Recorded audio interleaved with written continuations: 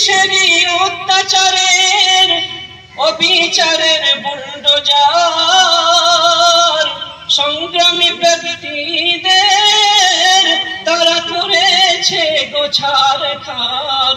অসহ্য যন্ত্রণা তারা অকাতরে সয়েছে, অসহ্য যন্ত্রণা তারা অকাতরে সয়েছে। স্ত্রীকে বিধবা করে সন্তানকে অনাথ করেছে, স্ত্রীকে বিধবা করে সন্তানকে অনাথ করেছে। বলো কিসের আশায় তাদের বাসায় আজকে ঘুঘু চড়েছে, বলো কিসের আশায় তাদের বাসায় আজকে ঘুঘু চড়েছে। এই ভারতকে গো ভালোবেসে তারা